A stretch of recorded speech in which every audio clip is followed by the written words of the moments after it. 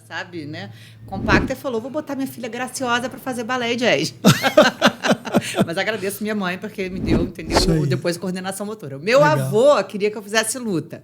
Mas na época tinha meio que aquela coisa de meninas fazem balé e jazz e meninos do futebol e luta. Então não tinha muito assim, né? Essa coisa da luta. Mas eu sempre gostei, sempre ficou aquela coisinha, né, na minha cabeça. Quando eu fiz faculdade, e aí foi o meu primeiro assim, contato, eu fiz faculdade com a irmã do Pedro Rizzo. Ah, que legal, cara. Por coincidência da vida, a Camila se tornou uma das minhas melhores amigas e ela era irmã do Pedro Rizzo. Isso é um registro assim, que foi coincidência da história. E eu lembro que, na época, assim, eu já era apaixonada por esporte, amava muito. Primeiro dia de aula, o professor da faculdade, né? Cada um se apresenta, diz onde você quer trabalhar, qual a sua ambição. E, assim, eu era muito perua, mas muito, assim, muito. Não que eu não seja, mas, assim, eu era demais, assim. Eu tinha pulseira até aqui, uns brincões, assim. Aí chegou aquela menina, né? Meu nome é Ana e eu vou trabalhar no Diário Lance, que na época o Lance era, né, o jornal que bombava aqui. Eu comprava Lance, era fanática, frenética. E aí todo mundo riu muito da minha cara e falaram, fala sério essa garota aí, vai trabalhar na Vogue, não sei o quê. Anos?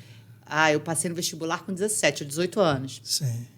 Aí todo mundo, eu falei, eu vou conseguir a vaga no Lance antes de todo mundo aqui. Sempre bem, assim, né, determinada para as coisas que, se me fala não, aí que eu quero. É que dá vontade de ir, que dá. E aí foi, dito e feito, eu fui a primeira da turma que conseguiu uma vaga de estágio no Lance, né? Então, eu trabalhei muito tempo no Lance, que foi quando eu comecei a trabalhar com esporte radical, que eu amava. E aí fiz a minha prova de estágio para a Globo, passei para a Globo. E fui na Globo começando nessa época do esporte radical. Então, tipo, tinha tido ali o contato com o Pedro, né? Através da Camila, sabia mais ou menos o que era Vale Tudo, mas não era aquela coisa, né? Tipo, eu amo luta, nada disso. Só que eu sempre gostei muito de esporte olímpico, né? Sempre admirei muito esporte olímpico, mais até do que futebol. E até porque, na minha época, quando você entrava para trabalhar com futebol sendo mulher, raramente você ia pegar pauta de futebol. Então, ali mesmo de estagiária, desde a época do Lance, mulher ia muito mais para esporte olímpico. Era raríssimas as setoristas, né? Acho que isso é uma coisa que evoluiu muito nos últimos anos para cá. Sem dúvida. Mas não tinha muito. Então, a gente sempre caía muito para fazer pauta olímpica. Eu trabalhava na revista do Lance, na época, e eu adorava, porque eu fui antes do PAN, de 2003, então eu pude cobrir todas as confederações, foi uma parada muito maneira, assim.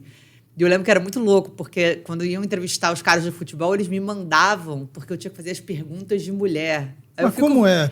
Então, eu fico vendo hoje as entrevistas, assim, eu nem lembrava disso, mas porque eu guardo tudo, né? Eu fiquei vendo, por que mandar? Porque era perguntar assim, se o cara usava perfume, entendeu? Sim. Então, existia... Olha que loucura, né? A gente está falando de pouquíssimo tempo atrás, 20 anos atrás, 2002... Sim. Em que tinha essa coisa de vamos mandar a mulher sim, mas a mulher não para fazer a entrevista normal, mas fazer pergunta de mulher. Doideira. Mas você cobriu judô na época já? Alguma coisa do tipo? Então, aí que aconteceu. Aí foi a minha primeira vez que eu comecei a falar, eu tô gostando desse negócio de luta. Porque em 2004, que foi a Olimpíada de Atenas, aqui no Rio, a gente tinha muito... As pessoas... Era uma outra realidade, né? Então, assim, para entrevistar, era sempre assim, meio que as mesmas pessoas que eram os atletas de ponta do Rio, né? Então, você tinha Juliana Veloso, Flávio Canto, Marcelo Trequim, que eram sempre as pessoas que a gente fazia pauta no Zona de Impacto. Sim. Que era uma galera também que era conectada com o esporte olímpico, radical. E aí o Flávio, né, ganhou a medalha dele lá em Atenas, e eu lembro que aquilo foi muito marcante para mim, assim, foi o meu primeiro contato, que era um cara que, eu conhecia muito bem, né, já tinha uma certa amizade ali, era um cara que estava no meu dia a dia ganhando aquela medalha. Eu lembro que aí a minha irmã, eu tenho uma irmã 9 anos mais nova que eu, também era do balé e do jazz da minha mãe, eu tirei minha irmã, eu falei, olha esse judoca aqui, ele gravou uma mensagem pra você falando que você tem que fazer judô. Que maneiro. E botei minha irmã no judô depois disso. Ela começou a fazer judô? Começou a fazer judô. Que maneiro, cara. E aí eu vi ali que eu tinha uma coisa com a luta, mas até então só trabalhando no esporte radical. Em 2004, aí nesse tempo, né, que eu tava lá no Zona de Impacto, eu conheci o Mário Filho, Marinho, que trabalhava no Zona de Impacto, e ele já tinha dentro da Globo um quadro dentro da faixa Combate, né, chamado Repórter em Combate, em que ele já fazia algumas reportagens bem diferentes, era um quadro muito divertido, né, com entrevistas e umas outras coisas bem características que ele fazia e que fazia muito sucesso. Só que, naquela época, o MMA não era legal, assim, não era visto com bons olhos pelos caras que mandavam na empresa. Nessa época deve ter rolado, eu não lembro qual foi o ano, Pentagon Combat, lembra aquele do... Então, que evento que apagaram as luzes. Então, mas isso até um pouco antes, eu acho. Então, isso aconteceu antes. Isso antes, E nessa época a Globo não queria nada. Então, assim, teve O Rio de Janeiro teve um hiato enorme, onde não se podia nem ter fazer evento. Então, os eventos eram em Teresópolis, Exatamente. E já tinha o canal Combate, né? Sim. Na verdade, nessa época, mas existia ali até uma diferenciação, assim, do que é o canal Combate, Sim. o que é a faixa Combate, que eu lembro que a faixa Combate dava muita audiência, mas não se podia fazer jornalismo. Perfeito. Então, assim, você podia botar as lutas, mas você não podia fazer entrevistas, você não podia lidar com o tema MMA de uma forma jornalística. Entendi. Especialmente depois de 2004, né, em que houve a incorporação, né, não sei se foi exatamente da Globosat pela Globo, enfim, não era mais tão independente assim, então até os programas do Joinha saíram da grade, né, o Hora da Luta e o Passando a Guarda. Então passou realmente a ficar só aquela faixa luta. Então, assim, era pessoal... Isso Sport TV, né? Lá no Sport TV, isso. Então era luta. Então era assim, compacto de luta. Sim. E aí a gente vendo aquele cenário, né, vendo que o Anderson tinha acabado de conquistar o cinturão, tinha sido capa da Veja. Então, assim, eu acho que era uma capa bem assim emblemática do tipo campeão que ninguém conhece, alguma coisa desse tipo, né? Porque era muito ali, 2007, 2008. Público hardcore mesmo. Público hardcore e, cara, quem são esses caras, né? Você tinha tido aqueles lampejos de...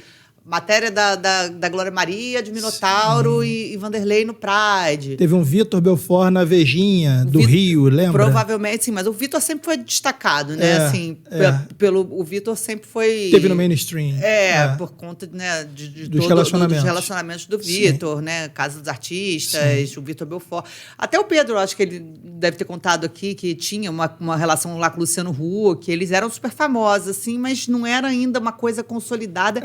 E não era o que eu via, assim. Porque o que eu via, o potencial? Eu e o Marinho, a gente via, né?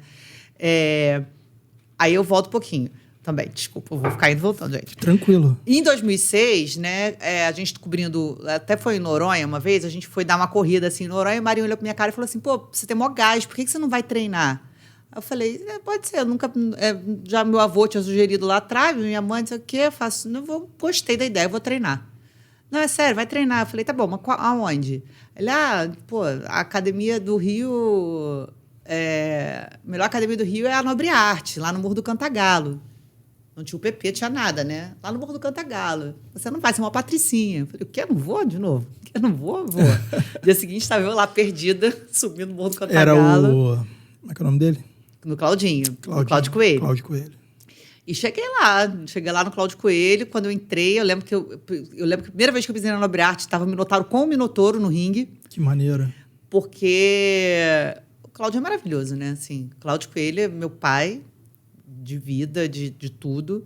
E eu lembro que quando eu entrei ali, eu falei, cara, que lugar é esse? Assim, era bem coisa de filme, que é a academia raiz, assim, só que só os caras, e realmente era um esporte bem só, né, poucas mulheres ali. Na época nem tinha. Né? Nem tinha, acho que começou a ter, porque começou a bombar o Menina de Ouro. O filme do Clint Eastwood, né? Isso. Sim. Então, assim, eu lembro que até tinha uma reportagem sobre isso, mas eram poucas meninas, umas 2, 3 meninas, assim, na época. E eu olhei, eu cheguei ali meio, tipo, quem é essa pessoa e tal. Só que eu fui super bem recebida porque o Claudinho é maravilhoso, né? O Cláudio Coelho, assim, eu falo que não existe unanimidade, o Claudinho é unanimidade no meio da luta, assim. Então, assim, o Cláudio foi um cara que, na época, né, braba do jiu-jitsu contra a luta livre, passava do portão da academia dele, todo mundo tinha que se respeitar lá dentro. Era Suíça, né, meu irmão? É isso, entendeu? Sim. Então, o Claudinho, a primeira coisa que ele te ensina é fazer a integração do asfalto com a favela. Então, você entrou ali, passou a porta dele, não tem nada. Todo mundo é igual. E vários O pessoal da boxe ia treinar, o pessoal do jiu-jitsu ia treinar boxe, o pessoal da luta livre aparecia lá. Não, o Claudinho Botava todo mundo de... Botava todo mundo assim. Até hoje é isso. Então, assim, você pode ser o empresário mais rico do Rio de Janeiro, você pode ser o cara mais fudido do mundo. Você entrou ali, passou a parte do Claudinho, isso te ensina tanto, sabe? Isso para sua relação de vida, e aí é onde me desperta. Eu vivendo aquilo ali, então, assim, 2006 até 2008, talvez eu tenha treinado bastante na Nobre Arte, e vendo as histórias de vida, e conversando, e trocando ali, você via que, cara, a luta é muito mágico, sabe? A luta, ela tem um poder de mudar realmente a vida da pessoa. E aí eu não estou te falando poder mudar a vida da pessoa financeiramente só. Né? Ela muda a consciência da pessoa, ela muda o estado da pessoa, ela muda... conceitos, talvez, né? Você aprende a respeitar, você aprende a se conhecer, você aprende a lidar com o próximo. Então, assim, foram coisas muito maiores do que a própria luta, que a luta mesmo te ensina. Sim. E aquele ambiente ali no quadro do Cláudio Coelho me ensinava diariamente.